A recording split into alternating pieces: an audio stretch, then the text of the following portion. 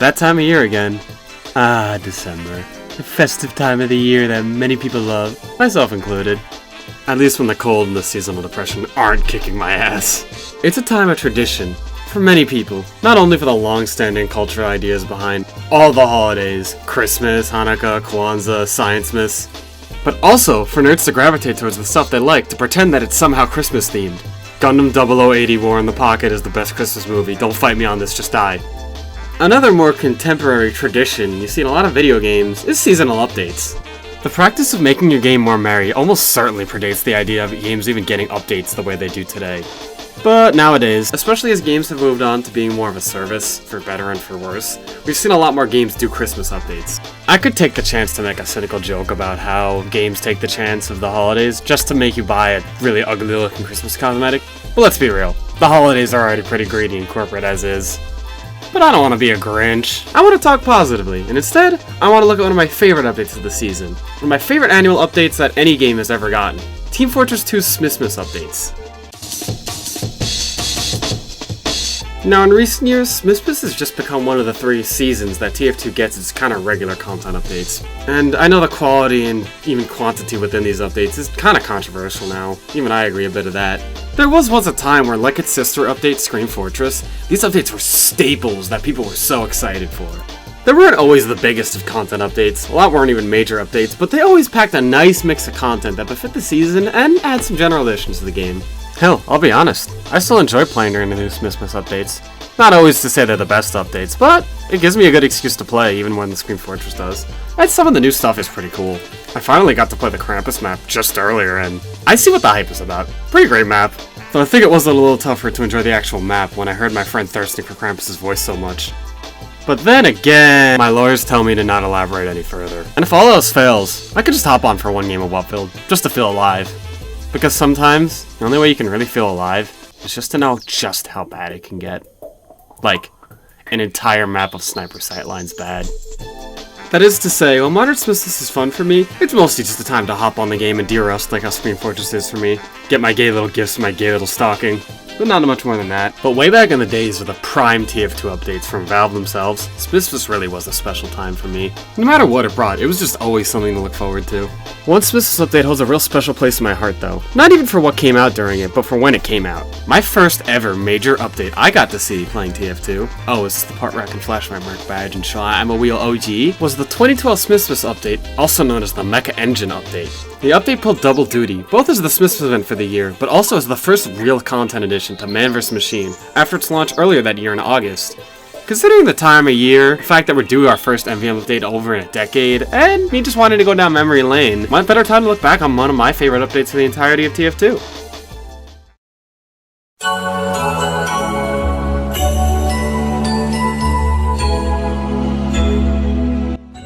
The Mecha update, sometimes called Mecha Engine by idiots like me who confuse it with the tour that it dropped on December 20th of 2012. As I stated before, the update both sought to be an MVM update as well as the year's Smissmas update. I won't go into detail into every single thing the update gave us, but I'll try and summarize.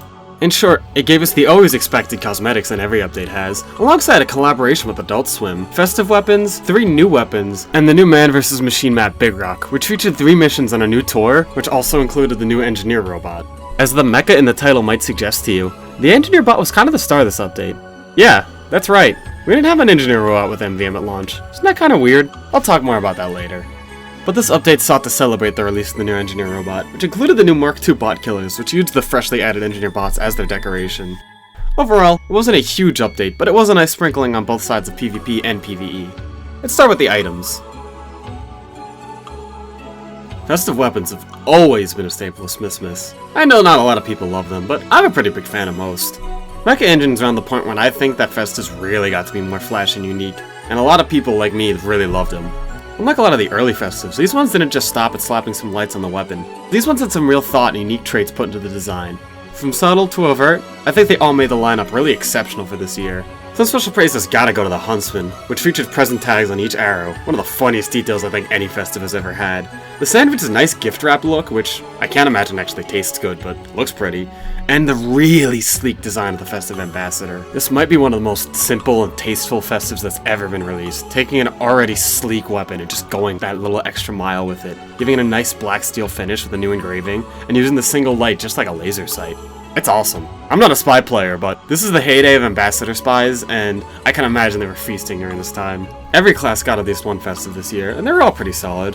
I'm pretty sad, I never actually held on to a lot of the ones I got. I had a majority, but I sold them or traded them away since. Only one I've still kept is the festive buff banner, and it's not even a strange one. But unless I do get a strange, I'm gonna always hold on to this as a memento of the time. Now, festivizers exist in the modern day, sure, and since I started writing this video, there have been so many more added to the pool, but they're just not the same, man. Like, sure, you can't make the argument anymore that some weapons existed in festive but couldn't be festivized, but some of the festivized weapons just don't have the details that the festive versions had that made them so unique. Like, the festive black box is this whole unique little gift box design that I love. The festivized black box just has lights on it. I don't think it's ever happening, but part of me wishes that someday Valve would recycle these old festive weapons into the game somehow, like through a new crate or something, but it's whatever. As for the cosmetics, I don't really have as much to say about most of them. They're nice, a lot of them feel like staples now, but it's crazy to think that these were added 5 years after the game's launch. Items like the antlers and the Merc's muffler just feel like they've been in the game forever now. I have a really specific and kind of funny memory about the Digit Divulger. It was one of the first cosmetics I got, and I remember getting it thinking it was so cool looking, but when I equipped it, I was surprised when I saw Scout's hands in an update in the player model to actually show the gloves. In addition to the standard affair of winter cosmetics, we also got an Adult Swim pack. We get cosmetic sets for Scout, Pyro, and Heavy based on Venture Bros, Metallopocalypse, and the Aqua Teen Hunger Force. Outside of a couple clips of Venture Bros, I've never really seen any shows, so they're not really something for me, but I'm glad that the fans got them. It's surprisingly far from the only time Adult Swim and TF2 did things together. We had the Robot Chicken Hat in the Pyromania update, as well as a sketch on the show about TF2. I think it is pretty common knowledge among TF2 fans now that Expiration Date was actually just made together from a pilot for an Adult Swim show. But, that aside, that's all I really have to say on the cosmetics. But these cosmetics don't impact the gameplay all that much. Well, unless you believe that engineer wearing a welding mask literally destroys the entire art style. For the real meat and potatoes in terms of item additions, we got 3 new weapons, for 3 different classes. And of course, for an update starring Dell, engineer, Conager himself, he had to be a candidate to arm himself with something new, which ended up being one of the biggest additions to Engineer's entire arsenal.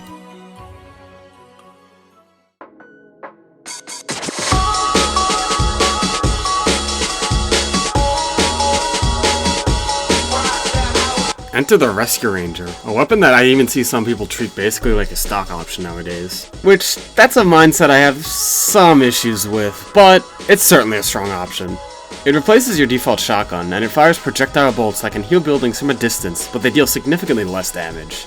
You'll do at most 60, and at minimum you'll do about 21 damage. Surprisingly not too far off from the shotgun's max of 90 damage. The healing is also at a 4-to-1 ratio, instead of the 3-to-1 of the wrench, which makes it more cost-effective if you're healing your buildings. You can't use it to upgrade or restock ammo though, but you can use it from a distance to haul buildings. Aiming at any of your buildings and holding right-click with it will cost 100 metal, and send out a tracer round to your direction, bringing the building right to your hands. It's powerful, but the tracer effect shows where you are, and you'll be marked for death anytime you're moving a building, so you're a lot more vulnerable then. All of this comes together to make a pretty clear design direction for the weapon. It's the most offensive option Engineer has for his primaries. It isn't useless in combat, hell, the sound it makes when you hit someone is pretty satisfying. But by equipping it, you're basically putting all your faith in your sentry. You're telling the rest of your team, and the enemy team, that you're not going to be fighting them, you're going to be aiming at your buildings. This heavily reinforces the idea of Engineer as a defensive class and one who's about building and setting things up. On the one hand, that could absolutely reinforce turtling habits and the idea that Engineer can't actually fight for himself, which are both things I personally really dislike. But this also just specializes so hard in the Engineer's unique style of defensive play and building play. Things like the teleport can even allow for more active play from the Engineer, which is great. It's the thing I love most about this weapon. It opens up the idea that you could be more of a mastermind defender. While your game plan is more centered around your buildings, you don't necessarily have to be on top of them. And now, like I said, some people kind of see this like the default option for Engineer now. There's a lot of weapons in TF2 that people see as basically the new default, and this is a line of thinking I just really do not like for the Rescue Ranger though. Well yes, it does further emphasize the engineer's engineering. I don't think that automatically makes it perfect, or the better default option. It might double down on the defensive side, but you do remove engineer's best self-defense option, which, yes, a lot of people might write off the shotgun, but it is nothing to scoff at. It can output some pretty solid damage, especially playing around your team and your buildings and in closer ranges. I mean, Battle Engineer is a pretty popular subclass for a reason. The trade-off for equipping the Rescue Ranger is far from non-existent, even on defense. You are losing something pretty powerful. But, like a lot of the better design unlocks in the game, it does help you further specialize in one area while taking away from another. And that isn't saying it's bad, that's saying it's good. It's just saying you have to be careful where you equip it. As a matter of fact, competitively it is kinda too good, depending on where you play. Okay, saying it like that is a little misleading. I'm not the most competitively knowledgeable, I have pretty limited experience when it comes to actually playing it, but I'm pretty familiar with the actual scene's balancing. Though by absolutely no means am I an expert. I invite any more knowledgeable comp players to correct me in the comments. In Sixes, which is the main competitive mode most people play, the Rescue Ranger is banned. However, it's not necessarily just because the weapon is too strong. For some context, in this mode, Engineer is considered more of a specialist, which means that in this case, he is only usually played on last defense, when a team is trying to hold their point. And now, the problem being that when you're holding last, you're usually very close to your spawn, and usually very close to resupply. And a weapon like the Rescue Ranger, or even weapons like Durati and Mad Milk, they are extremely easy to spam when you could just go to your spawn, hit the resupply over and over. Hitting resupply gets rid of both of the intended costs of this weapon. Not only the metal cost, but also just the ammo cost. You don't even have to reload if you keep hitting it right. And now, I like Engineer a lot. I love him, honestly. He's probably my favorite merc character-wise, and he was my main back when I cared more about that. And like, he's just so funny. He's cute looking. Like, I mean, just look at him. I just want to like.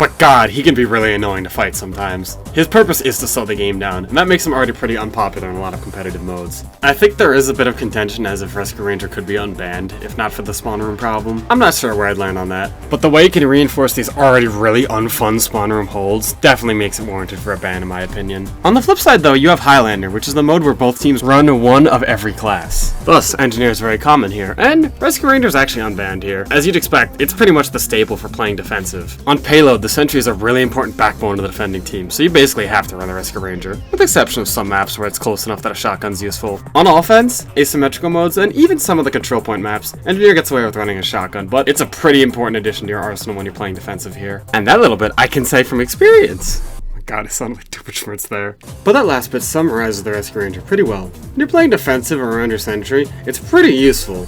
And since that's a situation Engineer finds himself in very often, the weapon's become a pretty meta pick, and it's a pretty good weapon. Our next weapon might not have redefined the meta of the class it's on, but it still found its way into the hearts of most people who play the class, and it certainly has its own fans.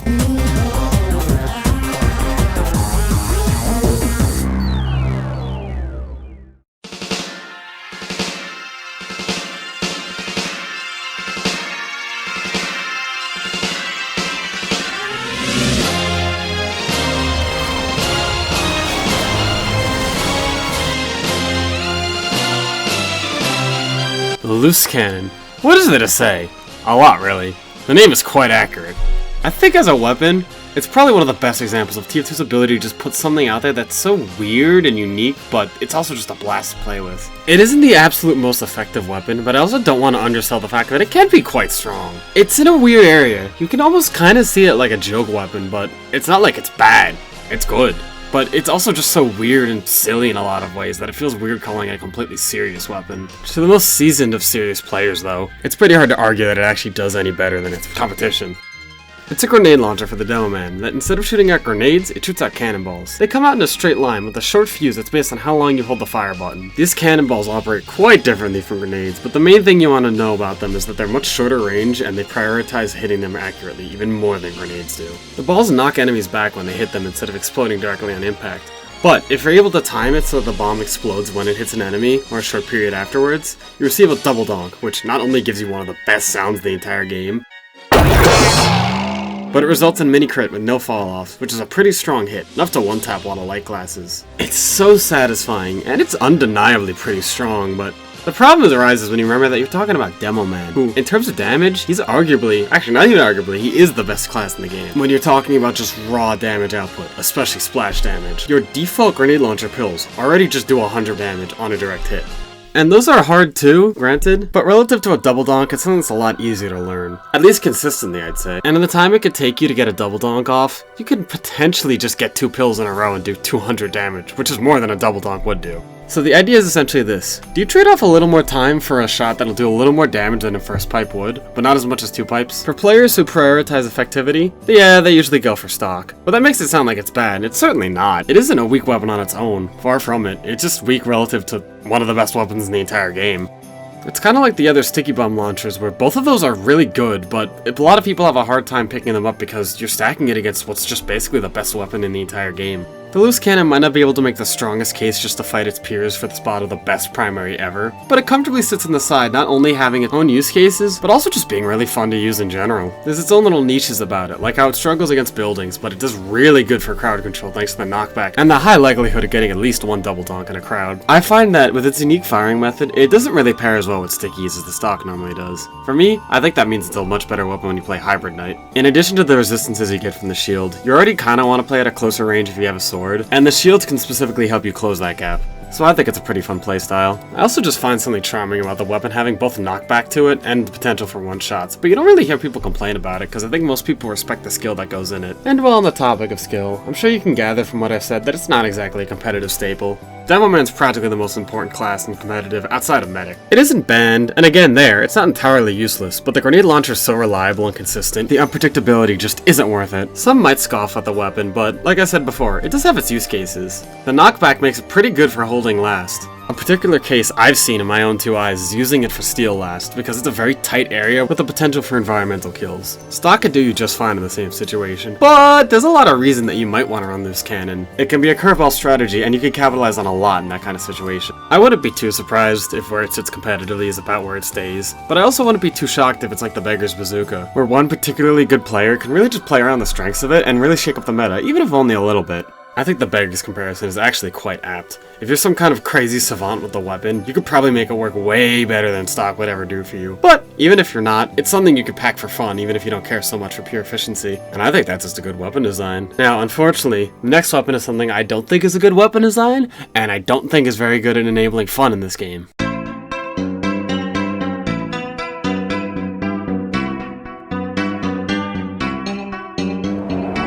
I will keep this short and brief because I don't want to be negative, I don't want to poke the hive balance discussion, and I don't want to upset people who like this weapon.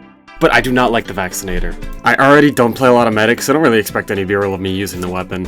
I also know I'm not entirely alone in disliking the weapon. If you ask people for weapons that are overpowered, at least in casual, or just weapons they don't like to play against, this is probably up there with things like the kunai. I do actually love the concept of the weapon, requiring a more active playstyle from the medic to react to what they're facing. I think that's awesome. The issue just being it can be so strong and hard to fight against. So to explain, you have 3 resistance types: fire, bullet, and explosive. When you heal someone, you grant them a 10% resistance to that type. You cycle through your types by pressing the reload button. To compensate, your overheal not only builds slower, but you get less uber off of it. But you also get 4 charges of uber. In my opinion, there's 2 major issues which kind of compound on one another. One is that a lot of classes struggle to fight against the multiple resistances, and the other is just that, in a pub, you really can't anticipate players to be able to coordinate to fight this weapon. 6 of the classes in this game only have access to bullet damage. 1 only has access to explosives, and the remaining 2 do technically have both bullet and another damage type, but their most common loadouts tend to forgo the shotgun, thus leaving them without the bullet type. There are technically a small amount of weapons that deal untyped damage, as well as melee weapons which go through the shield. Which is to say, it's very niche that you'd actually be able to break through the resistance, unless you're playing Demo Knight or a Spy who can have a lucky trick stab. All this makes it pretty difficult when you remember that in a pub environment, it's not going to be very likely you'll coordinate with a team. Even if you do, what's the likelihood that you're going to have a varied amount of damage types? Unless your team actively coordinates not only attacking the medic and his patient, but also the classes you play, you could probably just expect all your team's soldiers to go die for explosive resistance, with the medic only needing to switch off when the pyro runs at him or he runs into a sentry.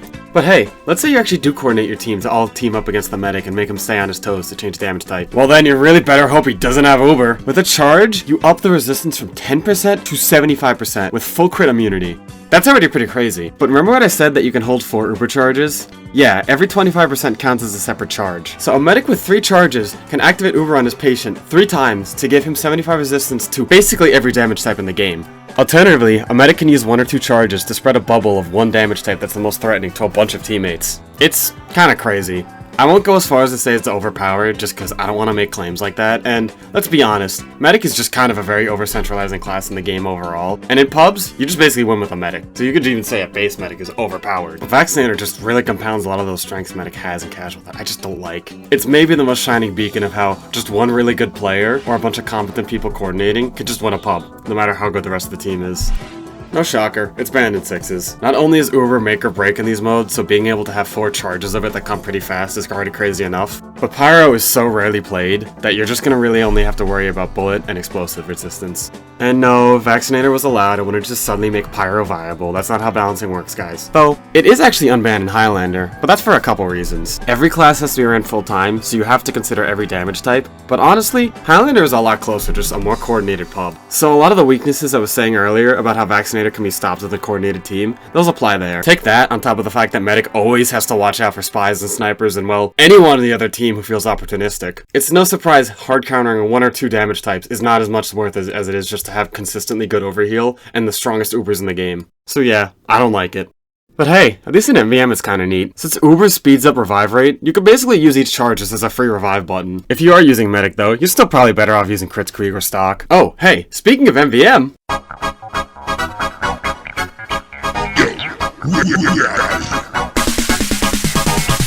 So we've gone this long while barely scratching the surface of MVM. What would an update called the Mecha update do without content for that? This gave us 2 new operations, one for bootcamp and one for man up, though good luck in a game for the bootcamp one. A majority of these missions are sent on the new map, Big Rock, and the main crux of the whole tour is the new robot Engie. It's a bit crazy to think about, isn't it? MVM just launched missing one of the 9 classes' robot counterpart. Every other class had a robot counterpart to start, and we even had some different robots that weren't based on any specific class. You could sort of argue the Sentry Buster was just meant to be the Engineer's robot equivalent, since he's more of a hard counter, but he's not really based on Engineer, that's lame. I'm sure some players were confused or even upset by this, but we knew from an SFM leak before MVM came out that we were supposed to get Engineer robots. Thankfully, players didn't have to wait too much longer to get them. And honestly, not having him made for a pretty cool draw for an update. I feel like I've drawn more attention to Engineer getting a robot. It makes it feel less like he's just a generic robot enemy, and he's more of a parallel to Engineer. I mean, makes sense. Who would get a big deal about getting a robot counterpart than the guy who makes robots? It almost builds up the robot Engineer like the coolest kind of rival you would have. A robot clone. The poster being a reference to Mecha Godzilla certainly helps that. As a fan of that class, that makes me happy. Though it's been so long, I honestly forget if I was a fan of Engineer before the update, or if I was drawn to him thanks to all the attention he got this update. We even got Engineer-themed bot killers, which was really cool, especially for the wrench. It did always make me wish we got more robot variants based on the other classes, but I know bot killers aren't really that popular with people. As for their function in MVM, the robot engineers usually tend to be supports. Similar to snipers and spies, there's usually a set amount that spawn not as a numbered part of the wave, but just as a support. They're only there to annoy you, you don't need to kill them for the wave to end. But you absolutely should not leave them alone, considering how powerful they can be when left unchecked. They'll be teleported in, and their main goal is to set up a teleporter, which provides an instant forward spawn for the robots that gives them Uber! Pretty crazy. That alone is massively devastating, and it's one of the only ways you can really properly get sit back in MVM. When the bomb gets deep in, sure, you do need to hold back a bit, but usually it's not too hard if your team is competent. But when there's a sentry and teleporter bringing Ubered bots to the front lines quickly, you cannot reclaim the ground like you can when the bomb is forward. Somebody's gonna have to deal with that nest. Thankfully, the actual engineer bots themselves are pretty squishy. If they're caught out, they're pretty much as good as dead if a good class is focusing them. And even though I just made them sound like a real menace, they tend to not be so bad because players are ready for them. A soldier or someone else can just go ahead and be ready for that spawn to take them out early. Most MVM players in Man Up are pretty competent now, so engineer bots don't get to trance all over people like that. I still think it's a really unique implementation for them, and if you're not paying attention, they can still be a big problem. Also, as far as I know, there's never any giant engineers. I'm sure there's some custom MVM tours that's adding them, but I think all engineer bots in the main tours never actually are part of the main count. I think the same is also true for Spy, but I'm not sure. Oh, and hey, while we're talking about Spy,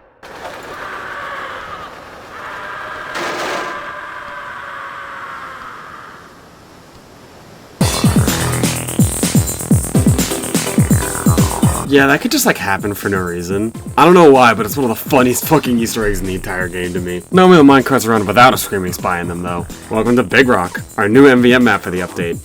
It's pretty simple, but I'm really fond of it, mainly its aesthetics. I think a lot of people know it now for the Sniper God spot, but just design-wise, it's very refreshing compared to the MVM maps we had at launch. Like, obviously the theme for MVM is of bases being under attack, so the maps are going to be bases. And our initial trio of Coal Town, Manworks, and Decoy tried to go for the familiar TF2 aesthetics. So we got 2 dusty desert maps, more of a western aesthetic, and an industrial map, the latter being probably my favorite of the 3. They aren't bad though, but I think the first 2 especially kind of blended in my mind with their similar aesthetics. Decoy is like an objectively hilarious map though. Like, even writing this, I just thought about how funny it is, the idea that Soldier just like got some paint and some signs and just made like the fakest looking place ever. And this high-tech robot army led by the smartest and most powerful man brother just like bought it. You could say it was them being safe and not leaving any stone unturned, but I just like to imagine that Gray Man just saw it and was like, of course, it's genius! They make it look like a trap so he won't fall for it. I know they're just trying to outsmart us, but thankfully we won't be fooled so easily. But it's just like actually the most useless land you could ever get, even more than most of the Badlands is. Big Rock feels like a nice little refreshing change of pace from that. It's still a desert map, but it's a lot less dusty and a lot more, wouldn't you guess it, rocky. And the aesthetic of entering a mine to fight is awesome. I love that. The robots just coming out of a cave is so cool. I think one of my favorite things in most TF2 maps is when you can really just tell what kind of operations are going on there. Both the legitimate stuff and the stuff that's clearly just a front for all the cool high-tech spy stuff. A lot of the little details, like the previously mentioned minecart track, another cart suspended above the play area, and the waterfall are all just really nice details, but even just the actual base itself outside is really nice. When it's Smissmas 2 and all the wires are Christmas lights, it's just a really nice touch that kind of brings everything together. That spy Easter egg from earlier also just reminds me of the weird old days when Val would put a lot of NPCs in maps for some reason. Like, does anyone else remember all the Thunder Mountain NPCs? As for how it plays, it's pretty good. There's a kind of layered element to this map which I really like, and I really love how forward you hold the robots at their spawn. In a post-Two Cities world though, I'm sure people are more fond of the newer maps. Well, I know these older maps have their fans, myself included sometimes. I think Two Cities is sort of when MVM came into its own in a lot of ways. But the feeling of fighting off these robots in a cave will never be beat, especially with enough of a forward hold that the only thing you need to turn around for is the tank. I wonder if we're ever going to get more maps that do this kind of aesthetic. I really like it, and I really hope we see more. I think in my time playing custom MVM tours, I've seen one or two. Hopefully the MVM update will bring more. I honestly still have to process the fact we're even getting an MVM update after all this time. I don't know what to expect. I don't think anyone knows what to expect, really. I've heard everything from optimists saying this will be the biggest major update TF2's had forever and that it'll fix the game, and people who think that we're going to get absolutely nothing, and that all it's going to do is make the game worse. We have recently seen that Valve does kind of lean on not wanting to upset the balance of the game too much. But, on occasion, we have seen the developers wanting to shake the game up, at least as much as they can within their power right now. The last Smissmas update we got was actually a pretty big sign of that. I mean, I saw that Festivizer submission on the workshop. I never thought it was going to get added, but I was really crossing my fingers for it. And did anyone actually expect caber changes? I know these all come from the community, but I think my point still stands that Valve's at least willing to do some changes. So maybe the MVM update might actually be a chance for them to do a little more. They seem to want to take their time on it, and I just think on the precedent that Valve is doing a non-season update means that they want to make something that is actually going to be worth writing home about. But that's not me trying to speculate and say that's happening with certainty. I'm just giving my opinion. I'm optimistic, but I'm willing to eat my own words if the update isn't that crazy. Not to mention if it's not good. Just because Valve's doing more content doesn't mean it's going to be good content. Valve messed up stuff a lot. The Wrangler shield still exists. But more than anything, I just hope it's going to be a net positive for the game, even if it's not a huge update.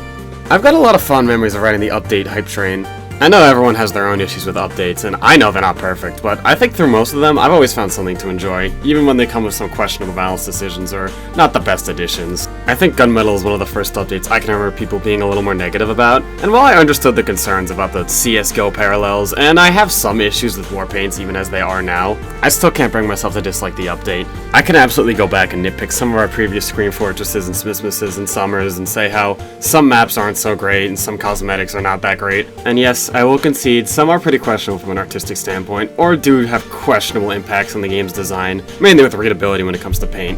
That said, I think some people really blow all that stuff out of the water. Anytime I hear comparisons to Fortnite, my eyes roll so hard I just see brain matter.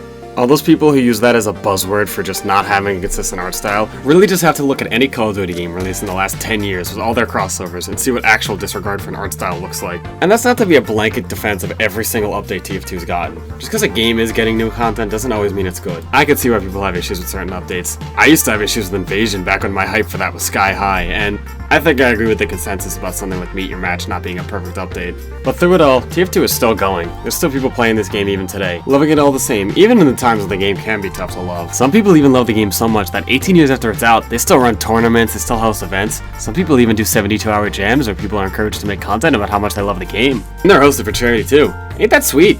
I still adore this game even all these years out. As a matter of fact, I think my love has only gotten stronger for the game. Dabbling competitive and just playing more in a friend group that's a lot more serious about it, but also just going back to things like finding silly servers to mess around with or trying to make my cosmetic sets look great. There's always a lot to love. But when I go back and relish my old memories, there's always a certain robot fight and Christmas update that I'm always happy to think about. Those memories from then and all the way till now, the good and the bad that come with this game and all that it's made me into, I'm really thankful for it. Just like I'm thankful for you for watching. And I mean that. This is a quick video I just wanted to make for this jam and just to talk about a game I absolutely love. I didn't really come in here with a thesis, and I still don't really have this major overarching point, but just cherish what you have when it's happening. Let it change you, let yourself be changed, and just enjoy the ride. You're not gonna be the same person by the end of it, but that might be for the better. Anyways, remember this is about TF2? Yeah, me neither. I won't hold you guys here any longer. I did not expect this video to be anywhere near this long. Nor that I'd actually get something this long done in time, but here we are! I'll save my bigger and sappier sentimental thoughts for another video, but just thank you guys so much for watching. Especially to anybody who stuck around for my last 2 videos. To you all, I wish a Merry Christmas and Happy Holidays, and an excellent New Year. And if you're watching this outside of December, then like, I don't know, Happy Valentine's Day or something. Also like, Happy Tuesday. Like, whenever Tuesday is, I hope that's good for you. Now, if you'll excuse me, I want to go lay out my pile of gold one more time before I spend it on Christmas shopping.